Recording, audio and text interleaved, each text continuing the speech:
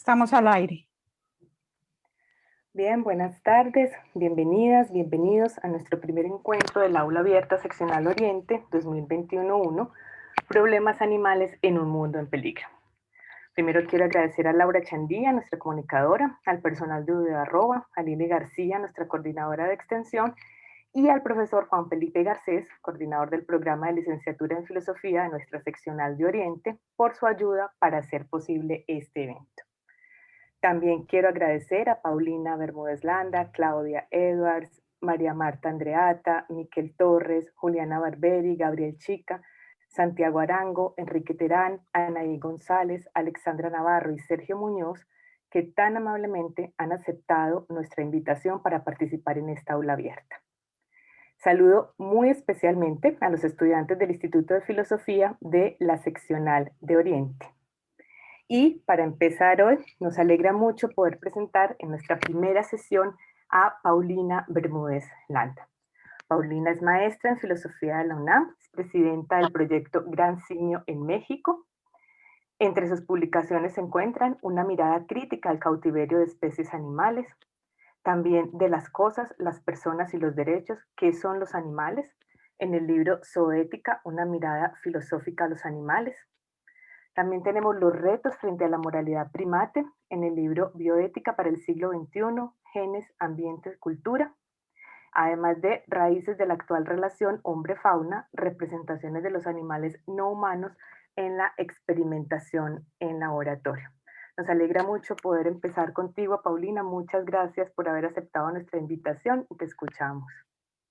Muchas gracias por el espacio. La verdad es que estoy muy contenta de poder compartir con ustedes pues el día de hoy este breve espacio. Y bueno, sin más quiero entrar, ¿no?, en el tema.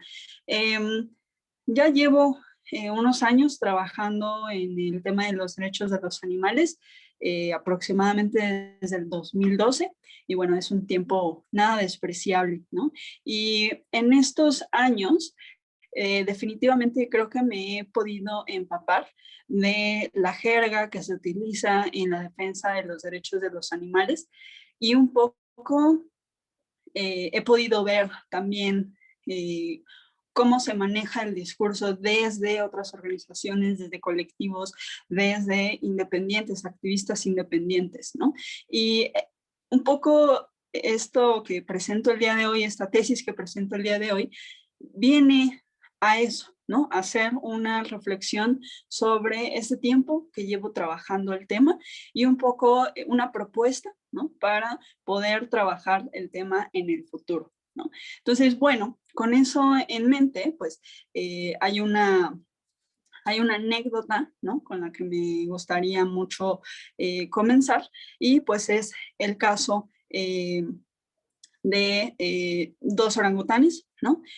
Son Toto y Yambi. Estos dos orangutanes se encontraban, ahora solamente vive uno de ellos, se encontraban en el zoológico de la Ciudad de México, uno de los tres zoológicos, el zoológico de Chapultepec, y para mí su caso fue paradigmático porque me hizo ser parte, ¿no?, de un movimiento que buscaba trasladar a estos animales a uno de los santuarios para grandes simios en Brasil, del proyecto Gran Simio en ese país.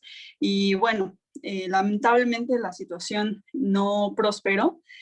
Hasta la fecha, las circunstancias en las que se encontraban esos animales desde su nacimiento siguen siendo exactamente las mismas, ¿no? Entonces, un poco esto también va dedicado a la historia de Toto y Yambi. Y bueno, en suma, la tesis que yo quiero exponer el día de hoy es que si reconocemos que los animales tienen ciertos derechos, es momento de reconocer derechos positivos para ellos. ¿Y con qué derecho estoy empezando yo? Con el reconocimiento de la agresión, entendida como un instinto fundamental para los animales que en condiciones naturales pues cumple esta función conservadora de la especie, Y propongo eso, el reconocer la agresión de los animales como un derecho en sentido positivo para ellos, y en especial un derecho de los animales que se encuentran cautivos. Aquí yo he puesto el caso de 2 animales, en particular cautivos en un zoológico, pero no es el único tipo de cautiverio al que están sujetos los animales, ¿no?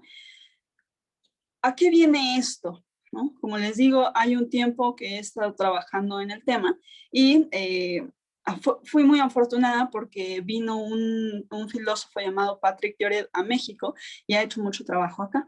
Y él pudo poner en palabras muy claras algo que creo que podemos intuir o podemos ver los que hemos estado en el tema durante cierto tiempo. Y es que hasta la fecha contamos con un discurso antiespecista clásico. Y ese discurso antiespecista clásico ha sido muy útil porque en principio pues ha hecho, ¿no?, que más gente reconozca que el especismo, por ejemplo, es un prejuicio, ¿no?, y que consiste en una discriminación arbitraria de los animales en función de su especie, ¿no? También ha sido un discurso que ha permitido poner en el foco el veganismo, ya no como una mera dieta, ¿no?, sino como una postura política que rechaza el uso y la explotación animal, ¿no? Y así ha tenido distintos aciertos. Sin embargo, cuando pensamos en qué derechos podemos reconocer ahora que tienen los animales, pronto nos daremos cuenta que los derechos que les reconocemos rara vez están puestos así en el cuerpo legislativo de los diferentes países como derechos, y además que en todo caso, si lo fueran, serían derechos en sentido negativo. Así, por ejemplo, sabemos qué cosas debemos dejar de hacer en beneficio de los titulares de ese derecho, que son los demás animales. Por ejemplo, hoy sabemos que para no contribuir a su uso y explotación, hay que dejar de comerlos, hay que dejar de utilizarlos, hay que dejar de vestirlos. Y son derechos negativos. Si los ponemos en ese lenguaje, serían derechos negativos. Sin embargo, estos derechos, digamos que plantean que la única relación posible que tenemos los seres humanos con los demás animales es la que surge de la violencia y la explotación animal, ¿no? Y es un discurso que los ha tratado como pacientes morales y que además los ha tratado como víctimas de manera constante, ¿no? Incluso en las campañas de las diferentes organizaciones, el lenguaje es el de una, en ocasiones, revictimización. Entonces, ¿qué pasa? ¿Cuál es la propuesta del día de hoy? Salir un poco de ese discurso antiespecista clásico, como lo llama Patrick Lloret, y salir hacia un discurso, orientarnos hacia un discurso que sea más en sentido positivo. Es decir, que ya no se trate nada más de un mero no hacer, de obligaciones de no hacer, sino que también pensemos en obligaciones de hacer, obligaciones que impliquen una acción por parte de nosotros. Y en ese sentido, el reconocimiento a la agresión como un derecho en sentido positivo de los animales implicaría ciertas obligaciones para nosotros los seres humanos. Y eso modificaría en gran medida nuestra relación con ellos, ¿no? Incluso me parece que ese reconocimiento podría tener el potencial necesario para corregir ciertas políticas públicas que han resultado lesivas para los animales.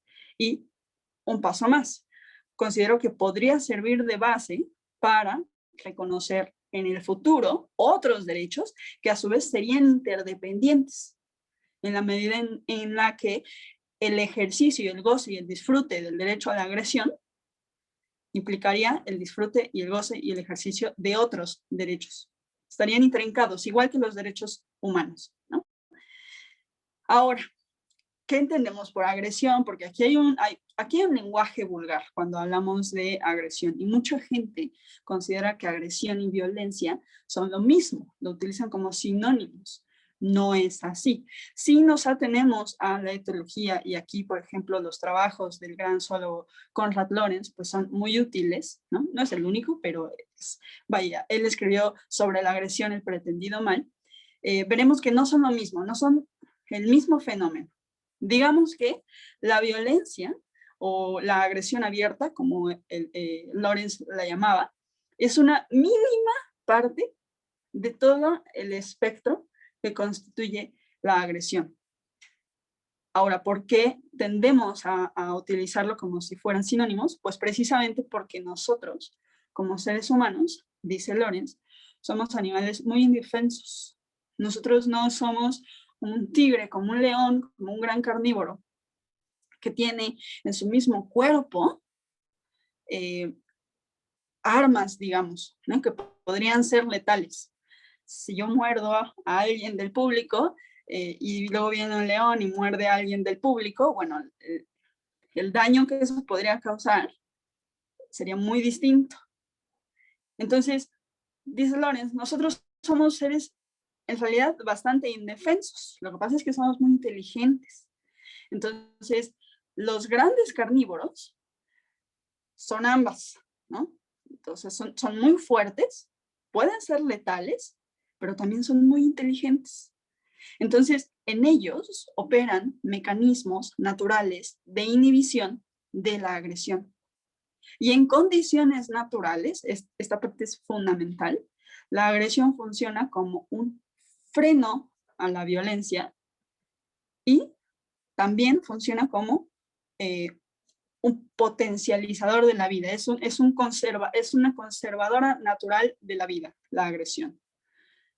Entre nosotros, los seres humanos, esto es difícil porque no tenemos esos mecanismos inhibidores de la agresión y para nosotros es muy fácil escalar un conflicto o incluso un disenso en violencia, ¿no? Entonces, ¿qué pasa aquí? Tendríamos que tener una apertura, ¿no? Respecto del fenómeno de la agresión, porque vaya, si yo le digo a la gente, propongo el reconocimiento del derecho a la agresión de los animales, esta idea puede resultar, en principio, amenazante. ¿Cómo que los animales tienen derecho a agredir, a ser agresivos? ¿Cómo? Podría ser amenazante o podría ser totalmente incomprensible o podría resultar, cuando no menos, incómodo, ¿no? ¿Qué quiero decir con esto? ¿Qué implica reconocer ese derecho a la agresión? Bueno, ya entendimos, ¿no? Es un comportamiento instintivo en los animales, ¿no? Que además se presenta en dos niveles, entre los miembros de una misma especie, ¿no? Y entre miembros de diferentes especies. Es lo que Lorenz llamaba la agresión intraespecífica y la agresión interespecífica. Aquí nos vamos a abocar a la agresión intraespecífica. Entonces, ¿cuáles son esas supuestas funciones conservadores de la especie que tiene la agresión? En principio, la agresión es lo que permite a los animales distribuirse por el espacio vital disponible. Vean cualquier conflicto entre dos animales, pueden ser de la misma especie, en un zoológico.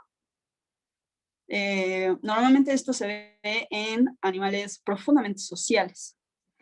Las condiciones de artificialidad propias de un zoológico a menudo impiden el desenvolvimiento natural de un fenómeno como la agresión. Entonces es muy fácil que en un zoológico, y más cuando no se está haciendo nada en términos de bienestar animal o de enriquecimiento animal, un conflicto entre los animales, lo que normalmente o lo que en libertad podría ser un episodio de agresión ritualizada, un te gruño, te gruño, te gruño, pero al final no te ataco a matarte, ¿no? Lo que pasa en cautiverio a menudo es que ese desenvolvimiento no se da naturalmente y entonces los animales no pueden distribuirse, no se pueden repeler porque están encerrados juntos, ¿no? Y entonces vienen ataques a animales entre los propios animales, ¿no? Animales que se muerden entre ellos, animales que terminan comiéndose entre ellos, vaya, terminando con sus vidas, ¿no? Y entonces sí escala una cuestión de violencia. Pero en la naturaleza eso no funciona, ¿no? ¿Por qué? Porque hay o en condiciones incluso seminaturales, donde se cuida que los animales puedan desenvolverse de esta manera natural, vamos a ver que los animales se pueden repeler. Normalmente los animales tienen acceso a otros espacios, se pueden alejar, ¿no? Eso es fundamental. Entonces, esa es la primera función de la agresión, que los animales se puedan distribuir por el espacio vital disponible. En un zoológico, el espacio vital disponible es corto. Si consideramos el espacio vital disponible de una cerda en una granja industrial que se utiliza para alimento, el espacio vital es todavía mucho menor. 2. La agresión opera allí en donde se presenta, como les decía, un combate entre rivales. El conflicto, o apelar a que los animales no muestren episodios de agresión, o incluso apelar a que entre nosotros los seres humanos la agresión no exista, es una ilusión. Incluso si la agresión no existiera, probablemente no estaríamos vivos, ¿no? Es una condición que necesitamos. Entonces, que va a haber combates, que va a haber conflictos, que va a haber episodios de agresión, eso es normal. El tema es cómo se presentan, bajo qué condiciones, ¿no? Entonces, esa es la segunda función, el de ser un mecanismo de la selección natural, allí donde se presentan combates entre rivales, ¿no? 3. La agresión se presenta allí donde es posible la defensa de los hijos. Piensen en todos los tipos de cautiverio posibles de los animales y van a ver que en la mayoría de los casos los animales no pueden ejercer esta defensa de los hijos, porque incluso toda su reproducción está manejada por el ser humano. Todo. Desde si los inseminan, cuándo los inseminan, con el germoplasma de quién los inseminan, si nacen crías a partir de ese proceso, van a estar bajo el cuidado humano o se lo van a dejar al animal, ¿sí? Esto en la naturaleza sí opera, ¿no? O incluso, como les digo, en condiciones de semi-libertad, ¿no? Como son los santuarios, por ejemplo. 4. Tenemos que la agresión opera allí donde es posible que los animales establezcan una jerarquía social. Voy a dar un ejemplo con nosotros los seres humanos. Tenemos a un adolescente y a sus padres, ¿no? El adolescente está pasando por una fase del desarrollo que tiene sus pros y sus contras o sus momentos difíciles, ¿no? Entonces, obviamente, va a haber momentos en los que el adolescente actúe de manera agresiva. Y esa agresión va dirigida a los padres. Sin embargo, allí la agresión opera cuando el padre le dice, a mí no me hablas así. Yo soy tu padre y merezco el respeto. Y entonces se refuerzan estas jerarquías sociales. Estoy dando un ejemplo muy vago, pero que funciona, ¿no? Los otros animales hacen exactamente lo mismo, ¿no? Lo hacen incluso a través del juego, ¿no? 2 perros que se corretean y jugando se están jalando de la cola, el otro puede establecer un límite a aquel perro que le ha jalado de más y que lo ha lastimado. Y por último, la agresión opera allí donde los animales pueden pueden ser testigos del propio florecimiento de los vínculos personales. Y ahí entran fenómenos como la amistad, la moral e incluso el amor, ¿por qué no? ¿No? Entonces, esas son las funciones conservadoras de la especie que cumple la agresión. Si se fijan, la agresión ya no nada más es golpear hasta matar al otro, ¿no? Sí, eso sí, o sea, sí forma parte de la agresión, pero es una pequeña parte de ese fenómeno. Ahora, el tema con la agresión, o por qué le doy tanta importancia, porque es uno de los 4 instintos superiores, junto a cuáles: la alimentación, la reproducción y la fuga. Sin embargo, pese a que la agresión tiene esta función o este cúmulo de funciones tan vitales, no está reconocido como un derecho por las sociedades humanas, ¿no? Incluso podría decir que buscando, ¿no?, qué es lo más cercano que sí tenemos, creo que son las 5 libertades del bienestar animal, ¿no? esas 5 libertades, ¿de dónde vienen o desde cuándo se plantean? Desde 1965, ¿no? Y gracias a estas 5 libertades vemos la creación de una institución como el Farm Animal Welfare Council, ¿no? Ahora, ¿cuáles son esas 5 libertades? De hambre, de sed y desnutrición, incomodidad física o térmica, miedo y angustia, dolor, lesiones y enfermedades, y la libertad para expresar sus patrones normales de comportamiento. En esa última, expresar sus patrones normales de comportamiento, yo encontraría como lo más cercano al reconocimiento de la agresión, lo más cercano. Y aún así no es lo mismo, ¿no? Entonces, si se fijan, estas libertades están descritas o están formuladas y encajan en este discurso antiespecista clásico, ¿no? Y si las formulamos como obligaciones para los seres humanos, van a ser todas obligaciones negativas, ¿no? Y todas van a estar orientadas a evitarles un maltrato. Ese es el lenguaje que utilizamos, ¿no? Entonces, ¿qué quiero decir con esto? Que estas libertades, estas 5 libertades del bienestar animal, no se traducen en realidad en que, tal cual, el animal goce y disfrute efectivamente de su libertad, en el sentido de que el animal sea autónomo. No se traducen en eso, se traducen en una serie de parámetros que guían la explotación de los animales en distintos cautiverios. ¿Y el objetivo cuál es? Que al interior de ese cautiverio, los animales puedan expresar ciertos patrones normales de comportamiento. Ese es el tema, que son obligaciones negativas y que no se traducen en un ejercicio pleno de los derechos de los animales. Entonces, por eso es que hay que salir de ese discurso, ¿no? Porque no nos alcanza para llegar a ese punto. ¿Y por qué no nos alcanza? Porque desde la ética antiespecista clásica, la condición de la justicia es el sufrimiento de los animales, no su agentividad. El término de agentividad lo estoy retomando de Patrick Lloret. Entonces, ¿qué pasa? Que la condición de los animales, la condición de justicia para los animales, sí, o sea, puede ser el sufrimiento a una parte, pero no es la única, ¿no? Por eso que les digo, porque entonces nos quedamos con con una mera lista de cosas que tenemos que dejar de hacer. Y no se trata nada más de lo que tenemos que dejar de hacer, sino de hecho de lo que sí podemos y debemos hacer cuando se trata de los demás animales. Ahora, ¿de dónde viene esto? Por supuesto, de Peter Singer, ¿no? ¿Dónde vemos esto?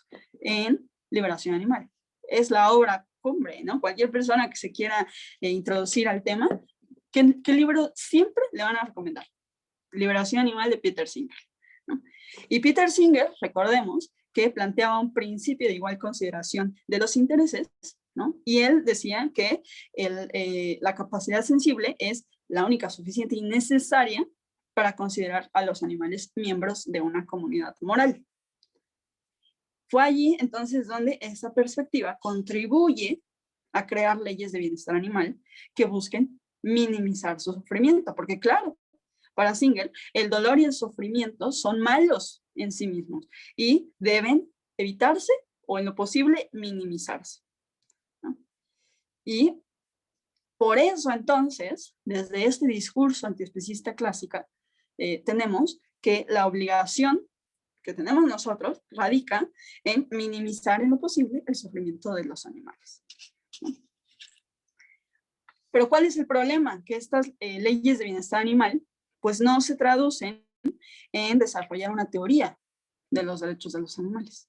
Es más, ni siquiera la palabra derecho está allí contenida, si lo ven, ¿no? Sino de el funcionamiento adecuado del organismo, del estado emocional del animal, de la posibilidad de expresar algunas conductas normales propias de la especie, ¿en dónde? En su crianza, reproducción, producción, transporte y matanza, ¿no?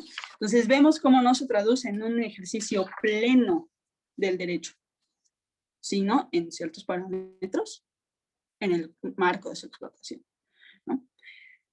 Entonces, si queremos salir de esa dinámica de los derechos negativos, y si el objetivo es empezar por la agresión, pues bueno, debemos dar el siguiente paso, ¿no? Que es fundar, de acuerdo con Lloret, fundar este nuevo discurso antiespecista que apunte hacia la construcción de una comunidad política con los demás animales, ¿no? Y por eso quiero formular un poco cuáles serían esos derechos en sentido positivo, ¿no? Y cuáles serían esas obligaciones en sentido positivo que tenemos que observar, ¿no? Entonces, bueno, hasta aquí ya he hablado, ¿no? Como de la agresión, como de su papel, de sus funciones, de su importancia, ¿no? ¿Por qué también me interesa hablar de agresión y no de, por ejemplo, la conciencia, ¿no? Que es uno de los rasgos que también se utiliza mucho en el discurso antiespecista clásico? Porque la agresión, a diferencia de la conciencia, el sufrimiento, la sensibilidad, ese tipo de rasgos o cualidades de los animales, está exenta como de todos estos problemas relacionados al antropocentrismo, ¿no? Que puede ser, por ejemplo, un antropocentrismo epistémico, ¿no? Desde un antropocentrismo epistémico, pues, ¿qué hemos estado haciendo? Bueno, voy a diseñar ciertos experimentos para, por ejemplo, darme cuenta si los animales son conscientes o no. Y entonces empezamos a proyectar sobre algunos de los animales una teoría de la mente. Y empezamos a hacer cosas, por ejemplo, como enseñarles a los animales nuestros lenguajes, o los ponemos frente a espejos, ¿no? Para que se identifiquen marcas que nosotros les pusimos en objetos y que se identifiquen en objetos que son comunes para nosotros. Un espejo, porque que yo sepa, no hay delfines, no hay gorilas, no hay perros que utilicen espejos, solamente nosotros, ¿no? Entonces nosotros tenemos ese tema de antropocentrismo epistémico al diseñar los experimentos. Esto tampoco lo estoy diciendo nada más yo o se me ocurrió nada más a mí, esto lo ha expuesto Clive Wine, ¿no? Entonces, ¿qué pasa? Los animales hasta ahora han sido evaluados desde nuestra propia experiencia, desde nuestra propia visión del mundo. Sin embargo, esto no pasa con la agresión, porque de hecho la agresión no la considera ningún discurso antiespecista, ninguno, ni clásico, ni nuevo, ni de vanguardia, ni nada, ninguno, ¿no? Este tipo de lenguaje, ¿dónde está utilizado o dónde sí lo encontramos? En la ciencia. ¿De qué parte o de qué tipo de discurso puede formar parte de la agresión? Desde, por ejemplo, la conservación compasiva, ¿no? Desde la conservación sustentable, ¿no? O sea, son horizontes un poco más científicos, ¿no? Y que no tienen casi nexo con el tema de el movimiento por los derechos de los animales. Entonces, de hecho, yo les decía, hay que buscar, ¿no? Hacer acopio de esos avances científicos que existen, pero que la ética clásica no los está tomando, ¿no? Es lo que intento hacer. Entonces, el punto es salir, ¿no? Como de este tipo de discurso, de este tipo de cualidades, ¿no? Salirnos de cualidades que están como ya muy viciadas, ¿no?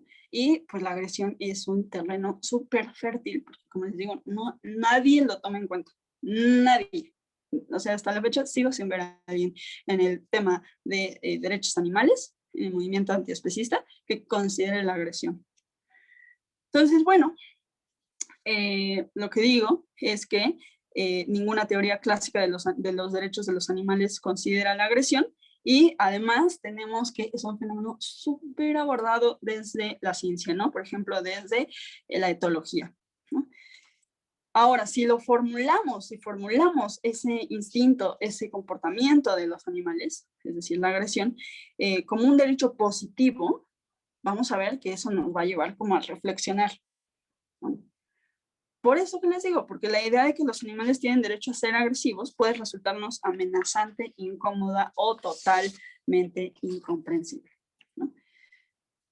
Entonces, bueno, si la agresión entonces no es solamente pelear a muerte, ¿no?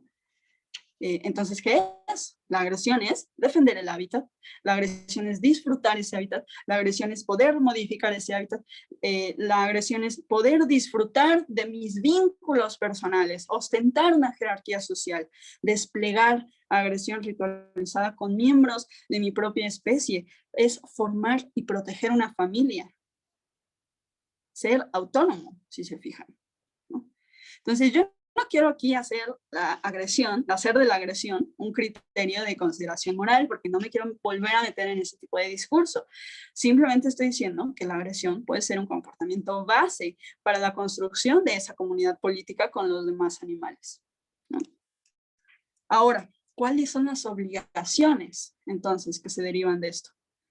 Sí, en principio, pensemos en reconocer la agresión como un derecho. Entonces, ¿qué implica para nosotros? ¿Qué obligación se deriva? En principio, respetar, proteger y conservar el espacio vital de los demás animales. Esto es sin distinciones arbitrarias entre los animales domesticados y los animales silvestres. Porque ese ha sido un tema con la ética antiespecista clásica, que se hacen esas distinciones y no hay razón, ¿no? Esto, por ejemplo, lo vemos, pensaba mencionarlo más adelante, pero esto, por ejemplo, lo vemos en lo que Mark Bekoff, es un etólogo o un zoólogo, llama el especismo cognitivo. Incluso, voy a ser muy autocrítica, incluso Proyecto Gran Simio, como organización, tiene algo de eso. Proyecto Gran Simio, ¿no? Si se fijan, es una organización que atiende a los problemas que enfrentan los grandes simios. ¿Pero por qué los grandes simios? Porque son los más parecidos a nosotros. Fíjense en los principios del Proyecto Gran Simio y van a ver que hay por ahí un especismo cognitivo. Porque entonces parece que solamente los animales que pasaron tus pruebas realizadas desde un antropocentrismo epistémico son los que importan, ¿no? Entre más se parecen, entonces son los primeros que hay que cuidar, son los primeros que hay que proteger. ¿Y dónde están todos los demás? ¿No? Entonces es un vicio clásico de la ética antiespecista clásica, ¿no? Y hay que salir de ahí, porque no hay razón suficientemente sólida que justifique esa discriminación arbitraria entre los animales domesticados y los animales silvestres, ¿no? Ahora, ¿qué nos puede servir para observar esta primera obligación, que es respetar, proteger y conservar el espacio vital de los demás animales? Bueno, pues ahí es donde entra la ciencia, ¿no? Silvio Marchini, por ejemplo, dice que hay que distinguir entre coexistir y convivir, ¿no? Porque convivir a menudo, esa es la tirada, ¿no? De muchos proyectos.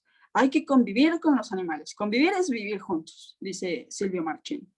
Coexistir es mucho más realista, porque no necesariamente implica convivir ni relacionarse con los demás animales, sino nada más una mera condición estable y duradera de existencia. O sea, yo, por ejemplo, en este momento estoy coexistiendo con un insecto, por ejemplo. Ni lo veo, ni sé que está ahí, ni me estoy relacionando con él, pero ahí estamos los dos, ¿no? Y aquí es donde esto se logra fomentando, por ejemplo, las unidades de conservación de los animales, protegiendo esas zonas de la deforestación y otras perturbaciones, ¿no? Previniendo el ataque de grandes carnívoros, que Silvio Marchini trabaja mucho con ese tipo de conflictos, ¿no? Humano-fauna, en donde pues muchas veces la cacería de ciertos animales viene derivada de que esos animales están siendo como invadidos, ¿no? Por la ganadería industrial, y entonces entran los grandes carnívoros y afectan, ¿no? El ganado de los seres humanos.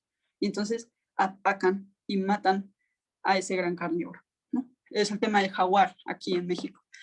Entonces, esta primera obligación está fuerte, porque en principio, ¿qué nos pide? Vamos a renunciar a ese antropocentrismo moral de pensar que todo el territorio de la Tierra es nuestro. Está fuerte, yo lo sé, ¿no? También nos pide pensarle un poquito sobre nuestras políticas ecocidas. Yo sé que también está fuerte, ¿no? Replantearnos con seriedad la urgencia de proteger el hábitat natural de los animales también está fuerte. No por nada los defensores ambientales están siendo perseguidos y asesinados en varias partes del mundo, ¿no? Los defensores ambientales están en grave riesgo de manera constante. Entonces, esta primera obligación nos exige o nos implica un deber de proporcionarles a los animales un espacio vital, digno y seguro. El cómo lo hagamos es el tema, ¿no? Es una cuestión de ciencia, de implementar ciencia. 2, segunda obligación. Reconocer el derecho a la agresión, ¿qué nos implicaría? Bueno, fomentar la libertad de los demás animales. Y esto es un tema, porque muchos gobiernos no quieren. Vean cómo se ha estado logrando el tema de la libertad de los animales cautivos, ¿no? Todo el trabajo que han hecho los argentinos, por ejemplo, que bueno, van bastante bien porque hay cierta como ya finalmente comprensión por parte del gobierno, ¿no? Que está haciendo esta parte de permitir ciertos traslados de ciertos animales a santuarios, pero todavía falta un tema. Todavía está por resolverse el tema de que los animales sigan siendo exhibidos o no, ¿no? Entonces ahí van los argentinos, ¿no? Aquí en México está muy difícil. O sea, lo hemos intentado con la historia, por ejemplo, de Totoyami. Lo hemos intentado con la historia de Yupic.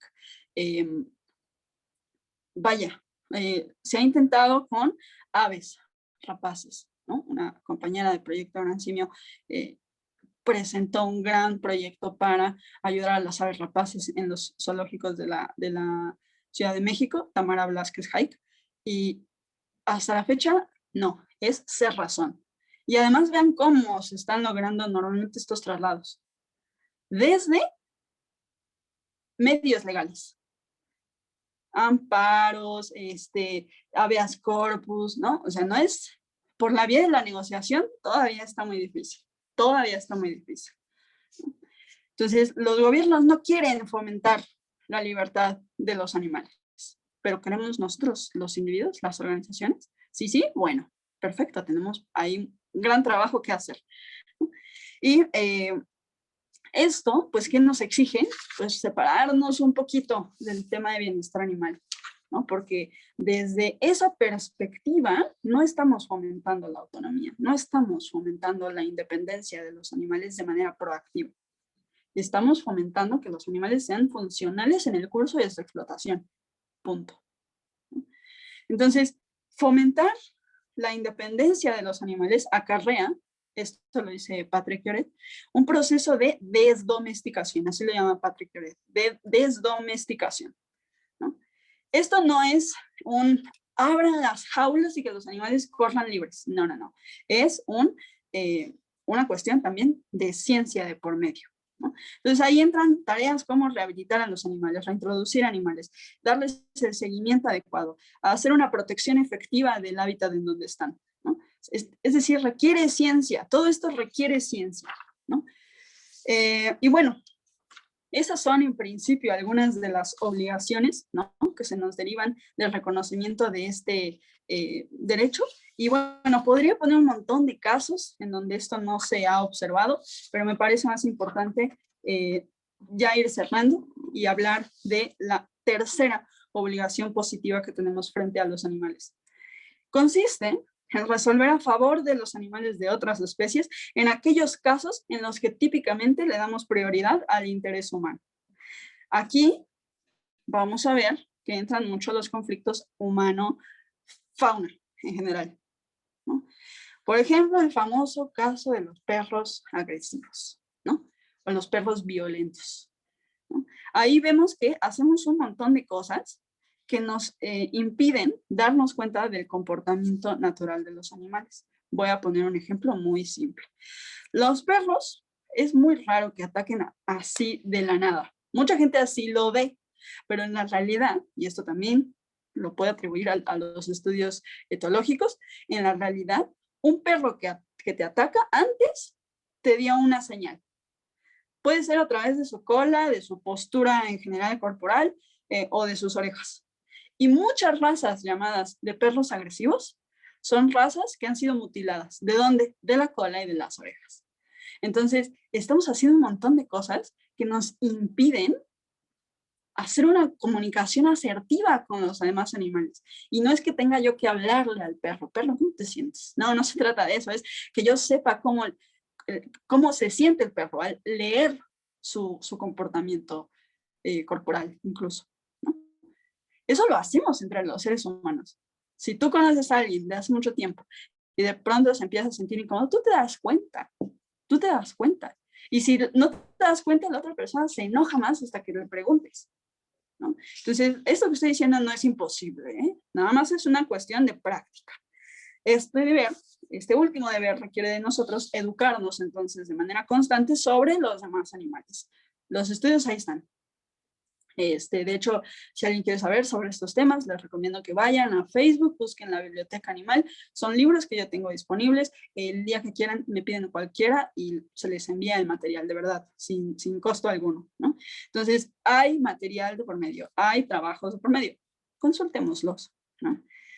¿Por qué? Porque los animales de otras especies cuentan con sistemas complejos de comunicación y son capaces de expresarse. Eso de que los animales no tienen voz, no es cierto, no es cierto. Sí la tienen, ¿no? Lo que pasa es que nos toca a nosotros aprender a escuchar y a ver y entender qué es lo que están diciendo, ¿no? Entonces, bueno, si se fijan, estas 3 obligaciones que formulé a partir del reconocimiento de la agresión, pues no son fáciles, ¿no? O sea, son cuestiones que tenemos súper arraigadas, pero nada de esto es imposible. Entonces, quiero cortar aquí y, bueno, pues dar paso, no sé, a sus preguntas, un poco interactuar con ustedes. Paulina, muchas gracias por la presentación. Muchas cosas que discutir. Primero, permítanme saludar a quienes nos están viendo por Facebook Live, invitarlos a hacer las preguntas por este medio y y a las personas que tenemos aquí por el chat de Zoom, también por preguntas y respuestas. Yo voy a empezar con un par de preguntas. Bueno, primero decir que nosotros también tenemos nuestro propio caso, el caso del oso Chucho, que sigue en un zoológico en Barranquilla, siendo además un oso andino. Y ahí vienen varias posiciones problemáticas para aquellos, por ejemplo, que siguen insistiendo en que los zoológicos son un lugar idóneo de conservación de las especies. Siempre hay que preguntarse qué idea de conservación hay detrás y estás apuntando ahí a unos problemas. Mm, pero yo quisiera preguntarte, aquí hay una crítica que a mí me parece muy importante a la ética animal, digamos, a esa primera ola que todavía está ahí de la ética animal, pero que todavía vemos mucho hoy en día. Yo creo siempre que la ética animal debe corregir cierta falta de comprensión frente a los animales silvestres, a la vida de los animales silvestres. Partimos como de una idea compasiva, que eso está muy bien, pero una compasión muy impuesta que pensamos la naturaleza es un lugar bueno, donde no pasa nada, queremos el pacifismo, digamos, para los animales, de manera que tenemos, y muchos filósofos tienen el problema de pretender que los animales no se agredan, que no haya depredadores, no comprendemos el mundo de los depredadores. Entonces yo creo, Paulina, y me lo reiteras, aparte del SINGAR, que lamentablemente, digamos, es un hito, pero es un hito, digamos, que ya hay que ir replanteando hace rato, es esta ética animal, como tú le llamas, el antiespecismo convencional, necesita aprender más de, de la vida silvestre. Nos hemos concentrado mucho en ciertos aspectos, en integrar a nuestra ética convencional a los animales y hemos olvidado que hay un mundo que no conocemos, el mundo de los animales silvestres, casi inintegrable a veces a nuestras tradiciones clásicas. No sé, Paulina, si piensas que esa crítica se puede fortalecer a partir de tu intervención. Pues mira, yo creo que em, aquí he tratado un poco de despegarme de Patrick Lloret, porque cuando le he escuchado esto, por ejemplo, a Patrick Lloret, él casi no destaca, ¿no? Como que los logros del antiespecismo clásico, y también hay que reconocerlos. El tema es que, justo como mencionas, hay que ir replanteando ciertas cosas, ¿no? Sobre todo por el momento en el que estamos. Vaya, estamos ante una sexta extinción, estamos ante un problema ya de mayores magnitudes, ¿no? Como un cambio climático. Entonces, el tiempo un poco se nos acaba, ¿no? Y el tema de los animales silvestres, pues sí ha ido quedando relegado, pero precisamente por las circunstancias que hoy enfrentamos todos, ¿no? Como este cambio climático, bueno, sí me parece que es momento de atacarlo ya, de atenderlo ya.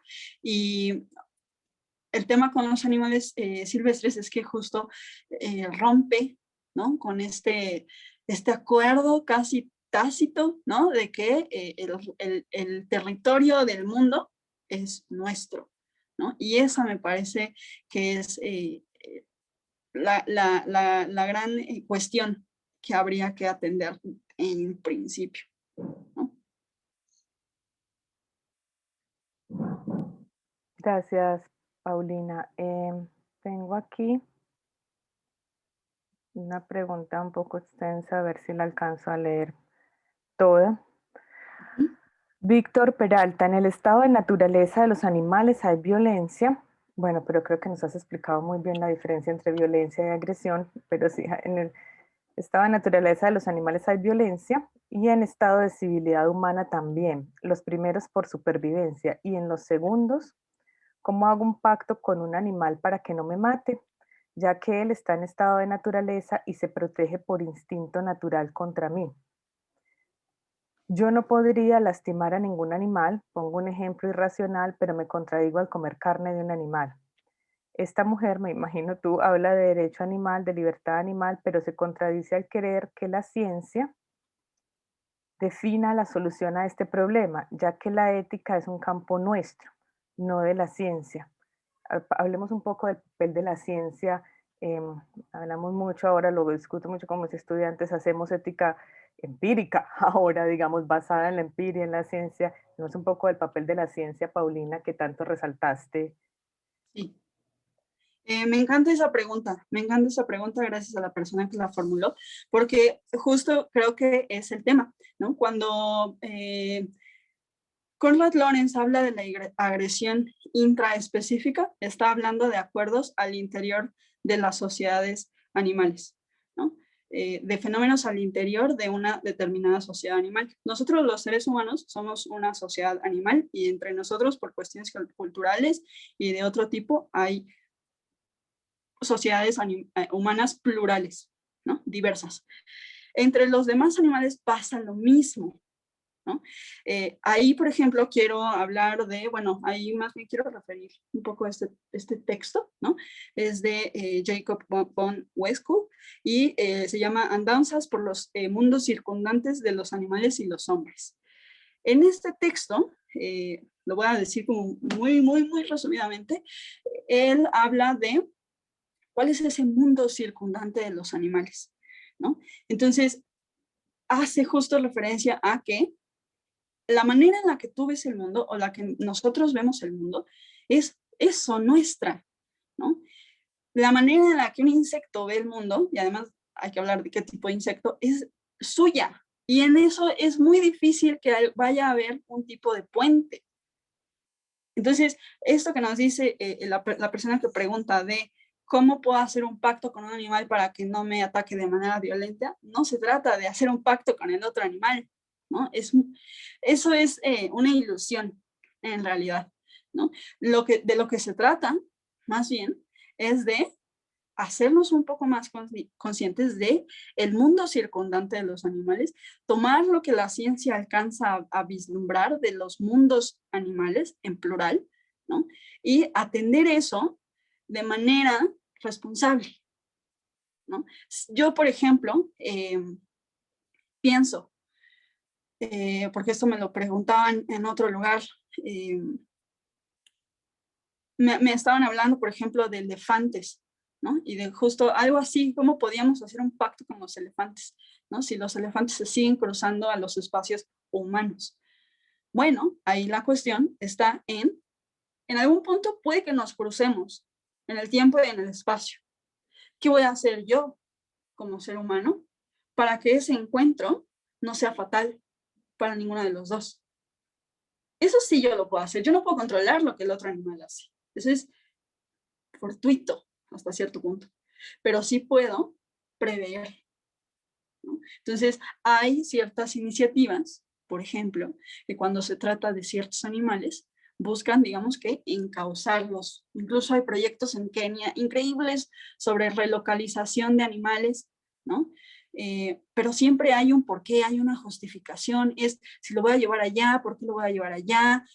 ¿Hubo alguna responsabilidad por parte del ser humano para que ese encuentro haya resultado agresivo abiertamente, es decir, violento?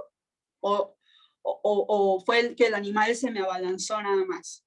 ¿Qué hice yo? ¿Qué podemos hacer nosotros para evitar que esos encuentros sean violentos? Entonces, justamente está empecemos por entender que los animales manifiestan su agresión. El tema es cómo. Yo sé cuándo un animal, pensemos en cualquier animal que nos guste, yo sé cuando mi animal favorito está actuando de manera agresiva o no lo sé. Vamos a ver que en la mayoría de los casos la gente no tiene idea de cuándo un animal le está dando signos de agresión. Si empezamos a entender eso, entonces podemos prever y decir, bueno, estos encuentros puede que pase, pero estamos preparados. Gracias, Paulina. Tenemos una pregunta interna por el chat. Voy a leer un momento antes que tengo aquí. Bueno, tengo varios comentarios y preguntas. Voy a hacer una primera pregunta que tengo de Erisbey, que es estudiante de nuestro seccional de Oriente. Ante todo, muchas gracias por la presentación. Quisiera que la profesora Paulina ahondara un poquito más en qué consiste la construcción de una comunidad política como salida de la dinámica de los derechos negativos. Y te hago de una vez la otra pregunta, luego paso al... ¿Considera usted que el derecho a la agresión por parte de los animales encuentra en la teoría del especismo un obstáculo para el cumplimiento pleno y cabal de derechos y obligaciones que tenemos? Que Okay. es esas dos, Paulina, y luego vamos al comentario del profe Terán. Respecto de la segunda pregunta, no creo que sea un obstáculo. Más bien lo que creo es que queda corta. Creo que queda corta esa ética. O sea, yo por eso aquí mencioné como algunos de sus grandes logros, ¿no? Que mucha gente hoy reconozca el especismo como un prejuicio, wow, o sea, eso es fantástico, eso es logro enorme de la ética antiespecista clásica. El tema es que no nos alcanza para formular derechos positivos, entonces hay que echar mano de otras herramientas. Entonces diría, no es un obstáculo para nada. Cuando hablamos de una comunidad política, es reconocer a los animales como otra cosa que no sea víctimas, porque muchas veces esa es nuestra manera de relacionarnos con ellos. Y los animales tienen una dignidad, ¿no? Tenemos una dignidad. Entonces, por ejemplo, aquí voy a retomar el caso que ustedes tal cual me han puesto, ¿no? Que es el tema de Chucho, ¿no? Y es el tema también de Toto y Yambi, y es el tema de Yupik, que ya falleció, y es el tema de otros animales, ¿no? Que han estado en cautiverio. Esos animales tienen defensores, ¿no? Tienen abogados, tienen equipos que están como viendo por ellos y tratando de darles una calidad de vida muchísimo mejor. Incluso en ocasiones se trata de un primer paso hacia una reintroducción. El tema es que muchas veces veamos cuáles fueron las negativas. No sé cuáles fueron las negativas que les dieron para no transportar a Chucho o no liberar a Chucho. Pero en el caso de Toto y Yambi ellos están bien. Ellos no necesitan nada. Aquí están perfectos, los tenemos cuidados, tienen todo el tiempo atención veterinaria, tienen techo, tienen comida, tienen tienen todo, ¿no? El tema es esa especie como de soberbia, ¿no? De decir, yo les estoy dando todo, ¿no? Cuando esos animales deberían ser autónomos, deberían ser capaces de definir su vida conforme a sus propias decisiones. El problema es que nuestras políticas terminan siendo súper lesivas para ellos y en la mayoría de los casos es o pobrecito este animal, ¿no? O yo me voy a hacer cargo, ¿no? O ese animal es dañino, hay que eliminarlo a toda costa, ¿no? Entonces estamos en esos extremos. Estamos en esos extremos. La cosa es salir de allí. Gracias, Paulina. El profe Enrique Terán nos dice, en efecto, Paulina, en el caso de los animales silvestres, la cantidad de estresores que influyen en las dimensiones espacial y de utilización del hábitat, psicofisiológicas y socioecológicas, impiden el primer derecho, el de la libertad, y posibilidad de realizar todas las posibilidades de su repertorio posible de patrones de comportamiento. Lo mismo para las mascotas. Y te mando una felicitación por la charla. Gracias. Sí, estoy completamente de acuerdo, ¿no? No es que, aquí quiero hacer una precisión, no es que un zoológico como herramienta de conservación sea intrínsecamente malo, yo no estoy diciendo eso. El tema es que el gran problema de los zoológicos modernos es que arrastran el gran problema de los zoológicos humanos, que no se les llamaba así, se les llamaba aldeas negras, que considerar que ese cautiverio es un rescate del cautivo. En el siglo XVI, ¿no? Cuando empezaron las aldeas negras, era un rescate porque era este es el otro y te voy a rescatar a través de un proceso de asimilación cultural y te voy a presentar ante el modelo de humanidad ideal, que es europeo, blanco y colonial. Y hombre, además, ¿no? Ahora el rescate ya no es colonial, es científico. Se ha utilizado el tema de aquí se hace conservación. Y no, puede haber zoológicos que no hagan conservación. Si el zoológico realmente hace conservación, fantástico, pero en la mayoría de los casos no hacen conservación. Conservación no es la mera preservación del animal vivo en la jaula del zoológico, es que ese animal de hecho pueda tener un impacto en la realidad, ¿no? Puede ser, y para eso no necesitas tener tampoco un animal cautivo, porque muchos zoológicos, al menos los de aquí de la Ciudad de México, tienen bancos de germoplasma. Entonces ahí se puede hacer ciencia, ahí se puede hacer conservación. Lo que pasa es que no funciona de esa manera. El zoológico sigue siendo visto como la aldea negra, como un medio de entretenimiento para la sociedad. Ese es el problema, ese es el vicio, y es un vicio ancestral que hasta ahora ningún zoológico ha querido reconocer. Con un agravante además que, digamos, siguen teniendo dentro de algunas otras intentos de justificación uno que es su valor pedagógico, es ahí donde vamos a conocer los animales, sino cómo los conoceríamos. Hay problemas éticos muy serios en efecto. Paulina, también te transmito las felicitaciones, especialmente Pedro Posada, no te felicita por tu exposición magistral. Yo quisiera terminar preguntándote por un concepto que también hemos venido ya discutiendo mucho en Colombia gracias a una problemática que discutiremos luego, la problemática de los hipopótamos en el Magdalena Medio. Bueno, tengo otra pregunta, pero antes de eso, si cortamente nos quisieras introducir en la conservación compasiva, hablaste de eso. Hay una conservación, digamos, con la que hemos venido teniendo ciertos problemas. Claro, esto dejamos sin hábitat, digámoslo así, a los animales. Los animales hacen lo que toda especie hace, nosotros, es buscar su comida, buscar rescatar su hábitat, y luego tenemos un conflicto que a veces no es solo el conflicto con otros animales, sino con una industria, la industria de la ganadería, la industria del ganado. Eh, hay un tipo de conservación que insiste en limitar el número de animales, pero como tú dices, con criterios absolutamente antropocéntricos. Entonces veo que ahí nos tienes una buena agenda de lectura para eso. El tema de conservación compasiva no es mío, es de Mark Bekoff y Jessica Pierce, y él hace un evento mundial anual, tengo entendido, bueno, ahorita por la pandemia no sé, pero anual, donde habla de conservación compasiva y va tocando casos por casos, por ejemplo, el gran exterminio de los gatos en Australia, ¿no? Y habla de, por ejemplo, qué impactos ha tenido para la fauna endémica, ya no silvestre, endémica, ¿no? Entonces, él da un montón de tips, ¿no? Para atender el caso por caso, y lo hace ¿desde dónde? Desde la ciencia del comportamiento animal, ¿no? Porque se da cuenta cuáles son las condiciones que llevan a que estalle un conflicto en términos violentos, ¿no? También les recomiendo mucho ver el otro enfoque, que es de Silvio Marchini.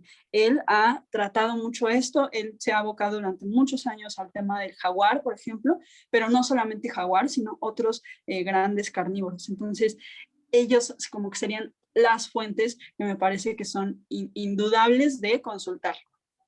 Sí, muchas gracias. El trabajo de Beco es bien, bien interesante en eso, y tenemos que encontrar también desde la ética un lugar en estos conflictos de especies introducidas, llamémoslo así, invasoras no son, no llegaron por sí solas, introducidas y fauna endémica.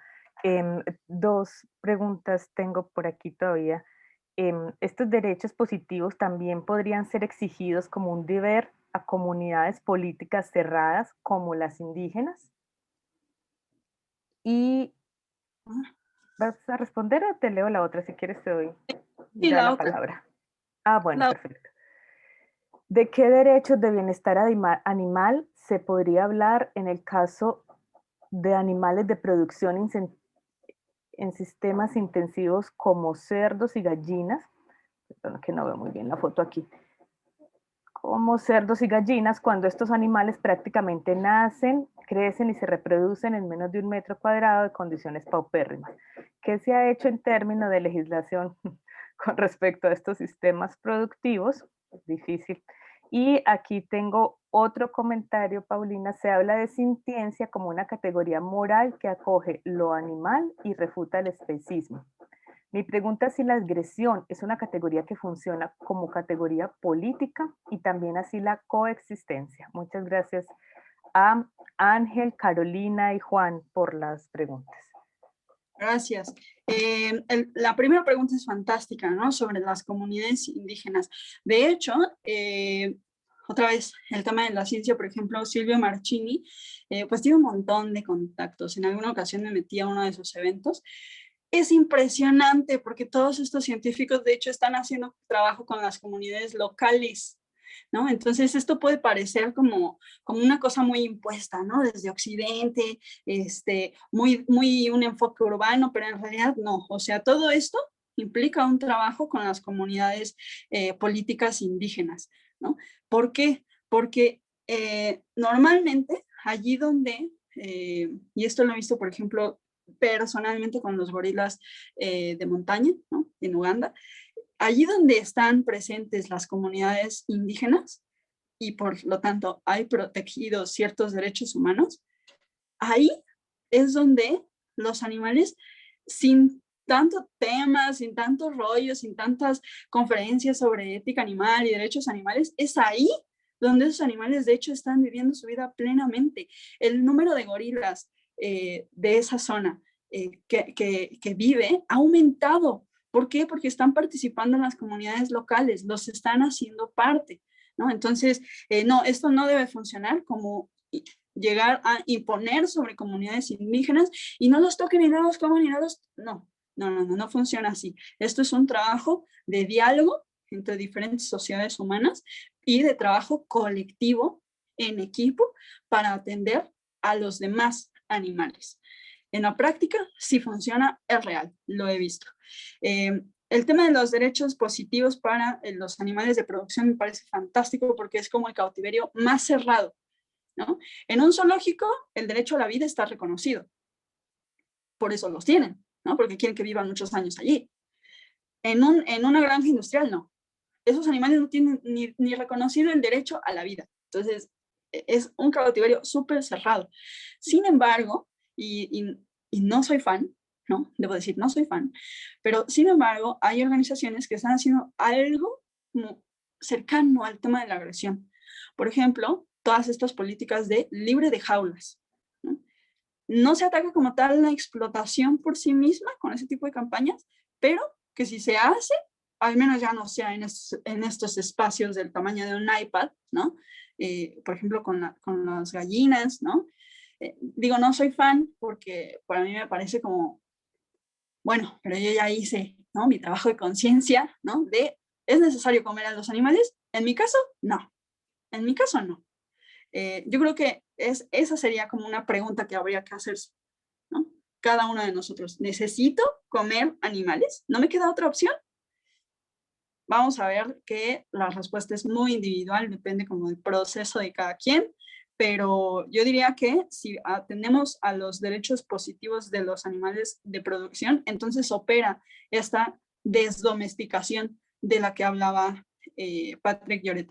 Muchos santuarios están haciendo este proceso de desdomesticación y toda la gente que dice, ya no me los voy a comer, está participando también de ese proceso de desdomesticación. Y por último, si la categoría de sintiencia está formulando o está siendo útil a nivel político, sí. Aquí, por ejemplo, en la Ciudad de México, en la Constitución, ya se reconoció la sensibilidad de los animales, ¿no? O sea, ya no son meras cosas, bienes muebles que los pateas y no importa, ¿no? Ya hay un reconocimiento de esa sintiencia. Sí opera políticamente, pero todavía no estamos hablando de derechos en el cuerpo legislativo y es bien importante porque por ahí otros colectivos que tienen otro tipo de luchas sociales dicen lo que no se nombra no existe, ¿no? Y con eso cerraría a las respuestas. Gracias, Paulina. Todavía tenemos aquí por el chat interno, dice, más que una pregunta, es un comentario. El ser humano desde la industrialización ha buscado y expresado abiertamente que el conocimiento de la naturaleza será para el dominio, así como utilidad que tendrá en el desarrollo humano. Además que el ser humano es el único que crea instituciones. Los animales, a pesar que cuentan con sus leyes o reglas de convivencia, están sujetas a la valoración humana de ser respetadas o no. Es un comentario, nos dice Sara. Sí, sí estaría de acuerdo en que los animales tienen su propia moral. También por ahí los trabajos de Franz de Waal han sido increíbles, ¿no? Porque él habla del bien natural, ¿no? Y él menciona como la noción de lo que nosotros llamamos bien, si bien otros animales no tienen ese concepto, ¿no? No tienen esa etimología, sí opera algo así, ¿no? Sí opera lo que nosotros señalamos que, eso es el bien. Ellos sí reconocen entre ellos lo que está bien y mal. Sí se ponen límites, ¿no? A través de ciertas cosas como el juego. Estoy de acuerdo. Perfecto, no veo por aquí más, aunque creo que ya hemos tirado mucho el tiempo. Muchísimas gracias, Paulina. Nos encanta haber empezado con este tema polémico, propositivo, crítico, una visión realmente distinta, como tú misma lo dices, de esa visión que hemos venido aprendiendo y enseñando también en la ética animal más clásica, una invitación a renovar nuestro pensamiento y a llenarlo, como tú dices, de ciencia y de otro tipo de conocimientos que nos ayudan. Entonces, muchísimas gracias al profesor Terán que estuvo aquí con nosotros, al profesor Juan Felipe, a todos ustedes en Facebook Live y aquí en el chat por habernos acompañado. La semana entrante tenemos otro encuentro para hablar de sintiencia, también desde México, con la profesora Edward. Así que un saludo allá a México, Paulina. Buena tarde y muchas gracias. Gracias, hasta luego.